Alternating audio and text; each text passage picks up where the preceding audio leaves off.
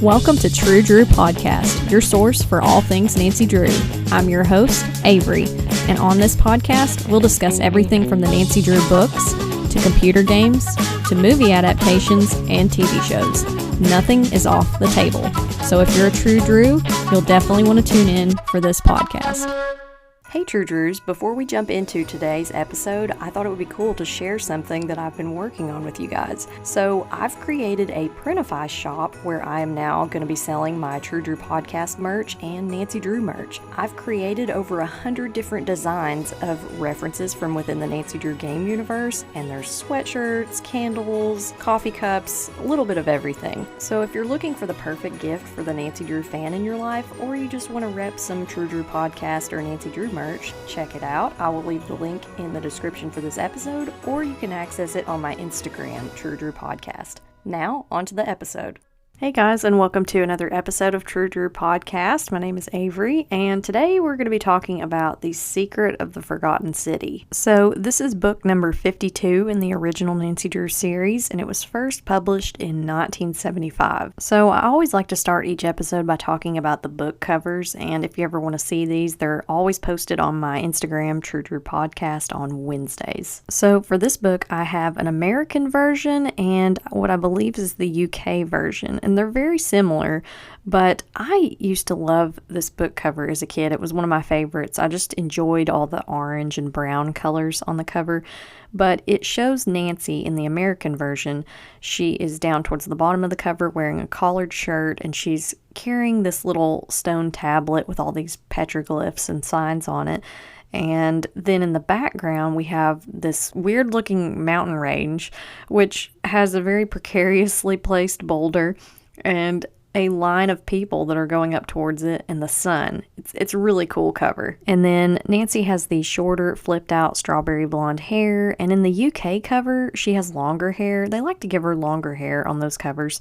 But that book cover is very much, it's more brown, and you can actually see a little bit more of what Nancy's wearing. It looks like she's got like a bow or an ascot at her neck, but those are some of the main differences that I see between these two covers. So the funny cover spoofs that I came up with for The Secret of the Forgotten City are the case of the precariously placed boulder, because I always was afraid, like looking at that as a kid, I was like, I think this boulder is going to fall on these little stick people.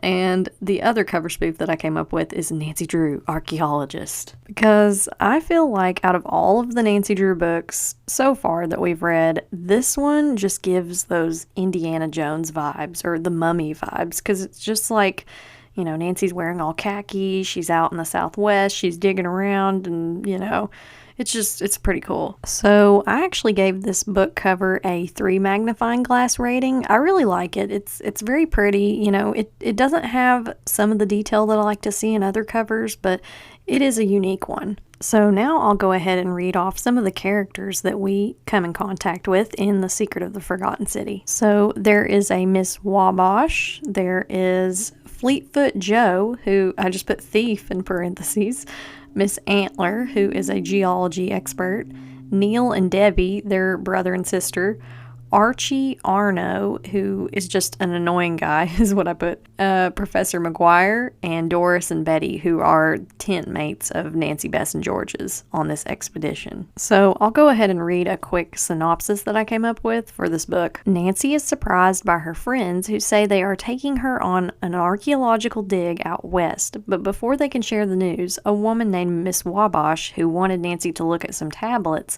is mugged in the Drews' front yard.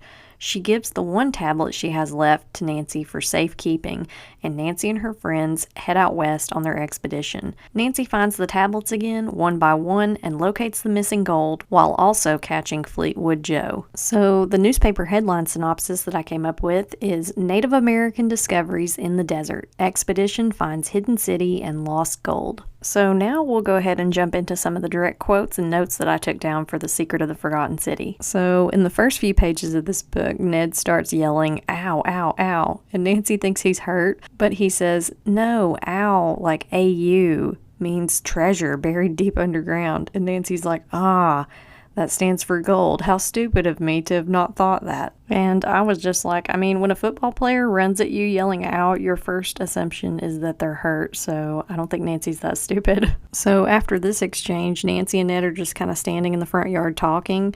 And apparently we learned that Ned's favorite dish is hot pepper salad. I had never heard of this, but apparently with a brief Google search, it comes up with tomatoes, jalapenos, and onions. I mean, has anyone out there ever had this? It just basically sounds like deconstructed salsa. I don't know. But it's while Nancy and Ned are standing there talking that they witness this purse snatching in the Drews' front yard.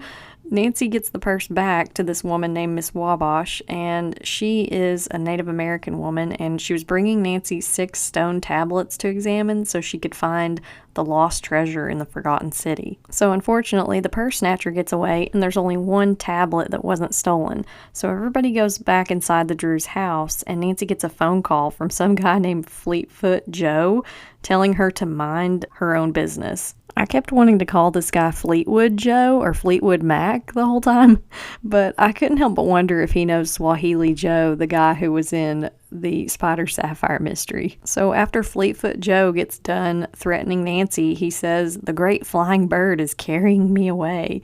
And so Nancy's like, maybe he's at the airport, so she calls there to investigate. I mean, that does make a bit of sense. He's either at the airport or on drugs of some kind. Okay, so this next note is kind of a weird continuity error, I think, or I don't know. So I always thought that Bert and Dave were brunette, but then when I first started reading the books in order, I was like, oh, they're both described as being blonde. But in this book, Bert and Dave are described as brunette, when they've been blonde all up to this point. I was like, that's so weird. When I first started reading the books, I thought I must be crazy or I just made that up in my head, but no, they were described as brunette in this book, so I'll have to pay attention to the future books and see if they flip-flop around, because sometimes they do that with like the color of Nancy's car or like different details. So Nancy is studying the one tablet that didn't get stolen from Miss Wabash's purse, and she thinks she sees a chuckwalla or lizard on the tablet glowing, and she kind of like shakes her head and she's like, nah, I must have been imagining that. But it doesn't really come up again until later in the mystery. So everybody's talking about the expedition and how there will even be a portable kitchen. And George says, that's the place for you, Bess. And Bess says she'll put spicy peppers in George's food. Take that, George. My next note that I have down says, everyone sits down to dinner and Togo starts barking, so Nancy lets him out, and a voice says, don't follow me and call off your dog or I'll shoot him. So Nancy's trying to get Togo to come back and he's not listening, and then there's a shot. And everybody is panicked. They go out and they're looking for Togo, but then after just a few minutes, everyone calmly goes back inside and eats dessert. Like, what? Togo is missing and he could have been shot. This part really bothered me because I was like, well, you're not going to just go look for him? Like, he could be lying on the side of the road, like seriously injured or something. So thankfully, after a few minutes, Togo returns and he's unharmed, but there's a note on his collar with instructions to leave the tablet near an abandoned mine. And I was like, I'm sorry, the whole time I'm hearing that creepy guy from Courage the Cowardly Dog saying, return the slab. Also, I vote that we don't listen to the person that tried to shoot your dog, Nancy. Like, just a thought. But Nancy decides that she's gonna fool Fleetwood Joe. Or Fleetfoot Joe. See, I keep wanting to call him Fleetwood Joe. She decides to fool Fleetfoot Joe, and she gets a similar rock tablet, and she makes up some new petroglyphs and ages the rock with chalk, soot, and gypsum. So everybody's getting in on this little art project, and they're like, draw a tree right here, or do this. And so Bert's getting involved, and Hannah gives Bert an apron to wear so he doesn't get soot on himself and ruin his clothes. And George thinks it's hilarious and takes his picture. I just imagine that George has this drawer somewhere full of pictures and blackmail against her friends, because that just seems like something she would do. So then while everybody's waiting for this tablet to finish aging, Bess plays the piano, Dave plays the guitar and sings, and it's just this really funny scene because Dave is just like, we're off to the Forgotten City. If we don't find the treasure, it'll be a pity. I didn't know that Bess, Dave, Nancy, like so many people in this group are musically talented. Like, I feel like they could have a band and then they could also solve mysteries. it's kind of a missed opportunity. The way they just throw this scene in there kind of reminds me of the original Scooby-Doo Where Are You series. I started rewatching that on Tubi the other day, and it always just made me laugh how they would just throw these songs in the middle of the episode, like during chase scenes and stuff. Like, I feel like it would add so much to these books. Like, Nancy could be chasing villains, and then Bess and Dave could be, strumming the guitar and singing while she's doing it. So it's at this point that Nancy finds out that Miss Wabash moved hotels because she was being threatened, and then there's this boy that's caught wiretapping the house. So Nancy starts calling Miss Wabash Mary Morton to throw spies off, and I thought this was pretty clever. So after they're done with their art project and they've aged this tablet, they take it to leave it by the mine, as the mysterious caller told them to, and Ned, Bert, and Dave get attacked by friends of the wiretapper they put in jail. So the guy who was wiretapping the Drews' house, he gets sent to jail, and then these guys just happen to be, I guess, over there near the mine, and then they just start beating up on Ned, Bert, and Dave. But what's hilarious about this is Nancy blows a police whistle. She just happens to have a police whistle. I don't know why. And they take off. I guess they're used to hearing that noise, and they're like, oh no, we don't want to go to jail. So then after that, they see a lone boy whose name is Jim Gorgo, I think is how you say his name. And he falls in a hole, so they rescue him, and he says a man told him to come get a tablet. So I guess Fleetfoot Joe put him up to this because he was too scared to come and get it himself. So then they take this boy, Jim, to the hospital since he broke his arm, and Nancy says it's the least they can do to take the tablet to Fleetfoot. I guess Fleetfoot paid this kid to come and get the tablet, and then Nancy's like, oh yeah, we're doing you a favor. We'll just take it to him for you. She doesn't clue him in on everything that's been going on, which, I mean, they're never going to see him again, so why not? So Dave volunteers to take the tablet to Fleetfoot, and he encounters a couple of men who they're apparently around the mine. They're looking for the tablet, so he knows they were sent by Fleetfoot to come get it. And so he gets a picture of them with a special camera that doesn't flash in the dark. And when the police are asking about it, he says, oh, my uncle made it and it's not on the market yet. I love how in these books they will mention like future technology, like things that we take for granted. Like, oh yeah, this camera, it takes a picture without flash. Like back then, I mean, I guess that was, something nobody could imagine, or it's like, oh, that would be nice if we had that. But it's funny how it's always just, made like out to be, oh, well, so-and-so, Bert or Dave's relative, they made it. And I know they do it as a way of like explaining how he could take a picture in the dark without alerting them that he's taking a picture of them in the dark. But it's so funny to me because I'm like, no wonder these kids come from such rich families. Like if they're really the ones that are supposedly making this technology, like it explains so much. So Miss Wabash comes to translate what's on the tablet, and she says she thinks the petroglyphs depict two tribes fighting.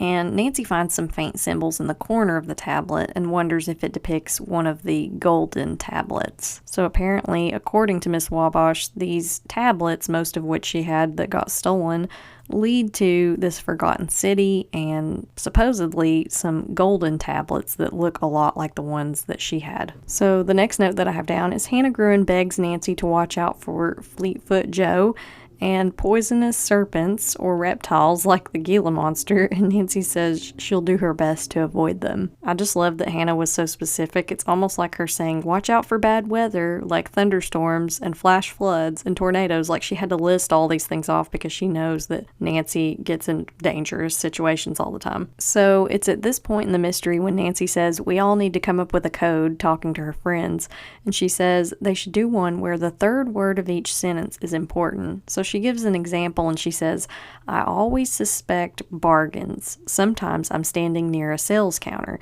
I inspect nearby merchandise also. So that means suspect standing nearby. I mean, the code was a good idea because they do notice that a guy was eavesdropping on them, but the whole time I couldn't stop thinking of Steve Martin in The Pink Panther. The weather we are having is very nice. I hope the weather stays this mild. Like, I think codes work better in general when you don't sound like a robot or like you're just talking about things that don't make sense. So everybody gets out to the western part of the United States for the archaeological dig, And there's this guy named Archie, and I just said he's an annoying guy going on the dig, and Neil, who's another person in the team, warns Nancy he may try to solve her mystery. Nancy just kind of laughs and brushes it off, but if there's anything we've learned about Nancy in the last few books, especially like the glowing eye mystery, she does not take kindly to people who try to solve her mysteries. So I'm sure she's laughing on the outside, but on the inside, she's like, I'd like to see him try. So it's while they're on the dig and Nancy, Bess, and George take a break from digging, they go to this place called the Lost City Museum,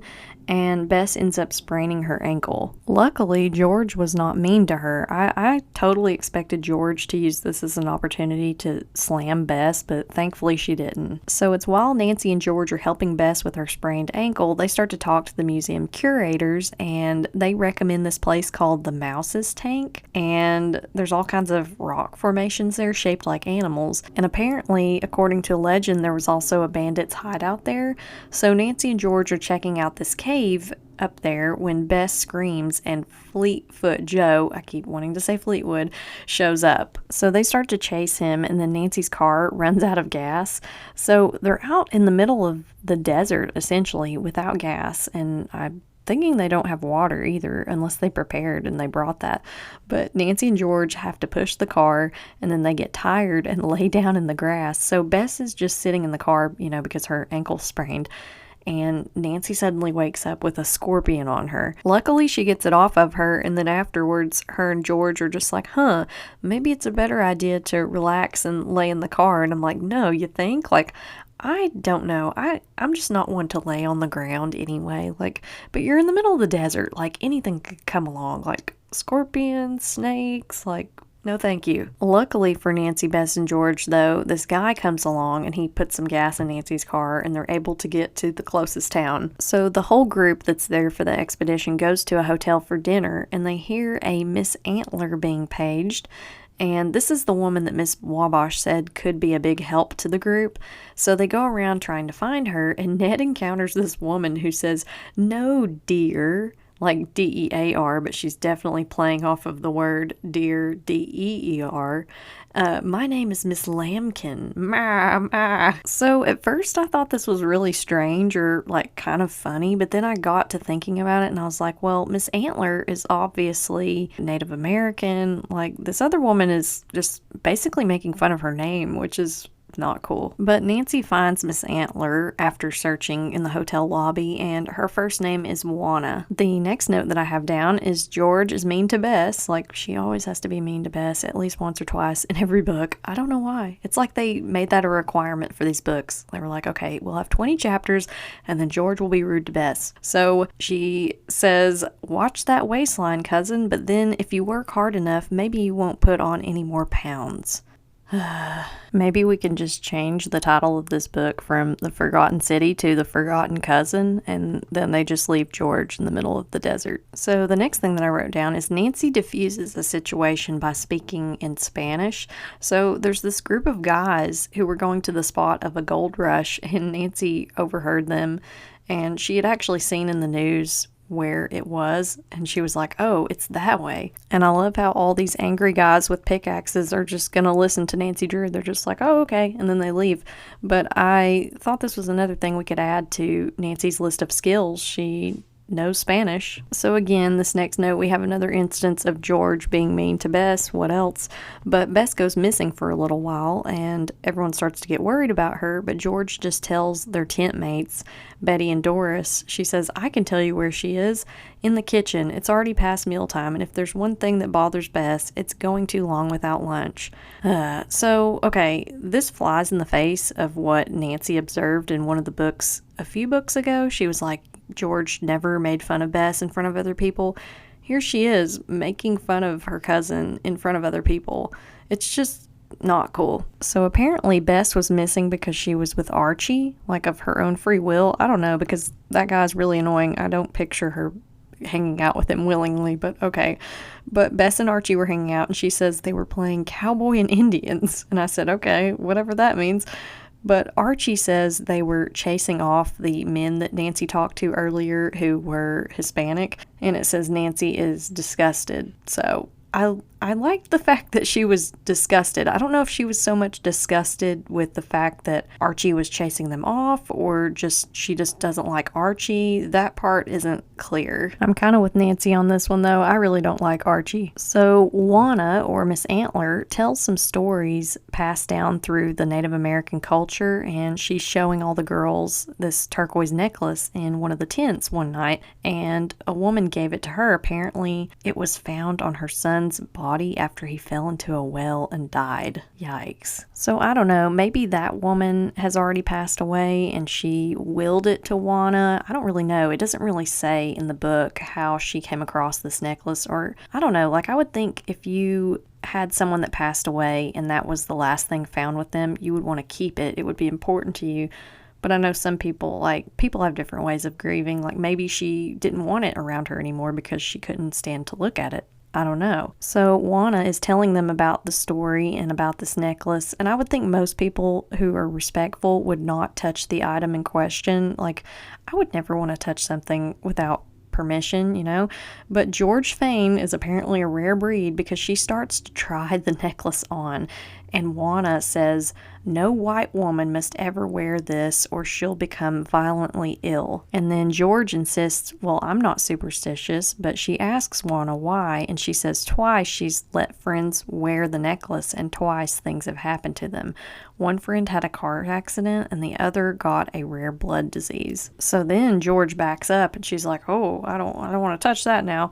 But I just was like, you don't need to be told something like that in order to not touch something or be respectful of someone else's culture or the way that someone's grieving. Even though it wasn't like Juana's brother or something, it's still something that was on or near a body. It's just treat stuff like that with respect. I don't know. I think that's kind of a part of our Western culture too. We look at something as like, oh, that's just a valuable item, and we don't. I don't know. It's like, is it just a thing at the end of the day? Yes, but it's just the fact that it was with someone, It's just like when we find people's remains or, sorry to get deep into this, but like Native American remains, it's like those things need to be treated with a level of respect, I think. So it's right after this happens that Archie enters the tent and he joins the conversation, and George says she can't believe superstitions, and Archie looks at her almost pathetically and says, "My dear girl, as you get older, you will learn that there are many unexplainable things in this world." Then he talks about how Carter and his team got sick after discovering King Tut's tomb, and then he leaves and the girls mock him, calling him Professor Archie. I love that we got a reference to King Tut and the Carter expedition and just Egyptology, because I am just a huge nerd when it comes to that kind of stuff. So Nancy and Ned go to the Valley of Fire, where the rock formations are, and find a comic book page and a wallet with 2 diamond rings and the initials FJ. So Fleetfoot Joe has been there. And they also find a missing plaque and see Fleetfoot spying on them, so they run back to the car. Or a missing tablet, I should say. They call them tablets in this book. So after Nancy and Ned get back to camp, the group starts to sift soil through sieves, and Nancy finds a turquoise bead and Bess finds a clay doll. And there's also this huge geyser of water that shoots up from a hole, and Juana seems to think that there's an underground river below it. So they followed clues from the tablets and other clues just to get to this location in the first place. And while everyone's working, George starts a chant, "Time to rest and eat in 102 degrees. Oh, where is there a place where I can slowly freeze?" It's funny that in the last few books, they've had some of the characters just make up these little rhymes, and I'm like, y'all pretty much could have been like rappers in another universe. The next note that I took down is they decide to send Ned down the hole where the geyser was, and he comes back up with a gold nugget. So they realize they're probably onto something. So Archie has been back at the house where some of the people who are on the dig live full time, and he comes back over to the dig site and he starts poking around and being annoying, and Bess teases and asks if he wants a doll to play with, and she's like, playing with that clay doll she found, and he gets mad and goes to leave, and he backs his car into the hole. So they're able to get his car out and he leaves because he's so embarrassed. But after this, Nancy and Ned find a skeleton of a Native American man while they're digging, and they piece him together, and Bert makes him dance around. And I was like, this is just beyond disrespectful. Like, whose first instinct after digging up a skeleton is to make it dance around? It's just awful. Like, you wouldn't want somebody to do that with your family member's remains, so why would you do it? Like, I don't know. I think sometimes we become like insensitive and separated, like if it's been like thousands of years ago, but it's just like, it's not cool. So it's right after this that Nancy gets abducted by Fleetfoot, and she pretends to pass out to get away from him, and then he's captured by Ned, Bert, and Dave and tied up. Finally, we caught this guy. Like, he has been chasing them and causing problems for them this entire book. So the next thing that I wrote down is Nancy finds a tablet, another one, and then Juana says Miss Wabash called her and was sold the fake tablet that Nancy made. So the one that she went to such pains earlier in the book to, age and put fake petroglyphs and stuff on, apparently Miss Wabash was fooled by it and bought it. And then a Mr. and Miss Green show up at the dig site and show Nancy a tablet they bought because they had heard about, the expedition and on the news, I guess. And she tells them it was stolen and they can't give it to her fast enough. They're like, here, we don't want any part of this. You take it. You gotta love when rich people buy things that are obviously like very old. It's like, this is not your standard piece of artwork. It's a tablet. It belongs to the Native American people, and they just buy it and they don't even question its provenance or anything. And then when they find out it's stolen, they're like, oh, well, I don't want to be implicated in this. It's like, well, maybe don't buy things from sketchy people out of the trunks of their cars then. And your concern should not be over you getting caught having a item that was sold on the black market. Your concern should be that this item was stolen from the people that it rightfully belongs to. So after this, several more of the tablets are found, and Nancy gets swept into the underground river that Juana thought was down there. And Nancy finds a group of twigs in the tunnel, but that's not what they're called in this book. It's spelled Fagot. I'm not even going to say it because I know that it's offensive to some people, but the word meaning has changed a lot over the years. I'd never heard of that. I would have just called it a bundle of twigs. I'm not going to lie. When I saw that in the list of chapters in the index, it was just like Fagot of treasure. I was like, I almost spit my water out. I was like, wait, what? But Nancy does find the gold tablets in the bundle of twigs, so I guess that's why they named the chapter that. So for the What's Cooking section of the podcast, we did get some of Hannah Gruen's cooking and then some cooking at the actual dig site, but there was hot pepper salad, nut-covered sponge cake, and apple snow pudding with raspberry sauce. That actually sounds kind of good. And for the things that I said that Nancy could add to her resume, she's fluent in Spanish, or she at least knows enough to get by with communicating. Code creator, because she came up with this ingenious code, like, we're going to use the third word of each sentence and we're going to speak in code. And city discoverer, she literally found gold and she found the Forgotten City. Now we'll discuss the things I liked and the things I didn't like about The Secret of the Forgotten City. So I liked that this book felt very Indiana Jones style. It was very, Nancy's going on this archaeological dig. She's getting to wear the khaki. She even encountered a scorpion, no snakes, thankfully. But I really liked that about this book, and the desert setting was really cool. Now, the things I didn't like Archie, and I didn't like Fleetfoot Joe, not just because his name was so hard. I kept wanting to call him Fleetwood. I didn't like their characters, if I had to pick something I didn't like about this book. And as far as rating this book, I gave it 3 magnifying glasses. It's a good book. I liked it. I really liked it a lot as a kid. It was one of my favorites. But I feel like they just wrapped it up a little bit too quickly. I would have loved to have had a chapter where Nancy just explores the city and finds all these cool things, and maybe she faces off against Fleetfoot Joe down there. Like, maybe he didn't abduct her and get put in jail earlier in the book.